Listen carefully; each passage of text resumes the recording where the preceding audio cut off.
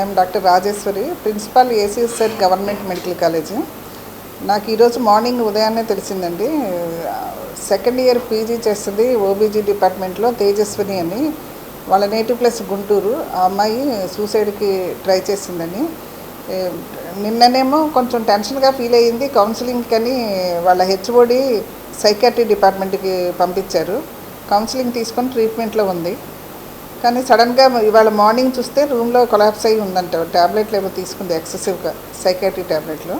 వెంటనే నెక్స్ట్ తీసుకొచ్చి ఆ క్యాజువాలిటీలో అడ్మిట్ చేశారు. షీ ఈజ్ అండర్ ట్రీట్మెంట్ చేస్తున్నారు. ప్రస్తుతం అయితే ప్రాబ్లం లేదు. కాకపోతే అమ్మాయి ఇది కూడా ఇచ్చిందండి, నా చావుకి ఎవరు కారణం కాదు, నేనే అని. అది కూడా ఇన్ఫర్మేషన్ ఉంది మన దగ్గర.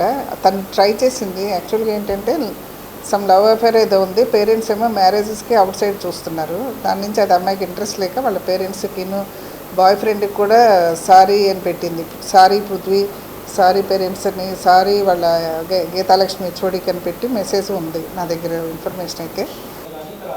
హాస్పిటల్ దీని నుంచి కాదు, personal issues.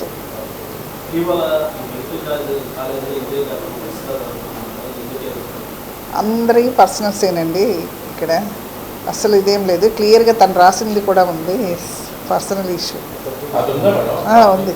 Copy suicide letter ఉంది.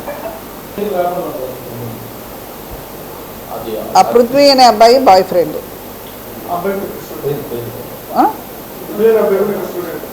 ఇక్కడ అబ్బాయి కాదు, మరి ఎక్కడో తెలియదు మనకి. తను రాయటం అట్లా రాసింది.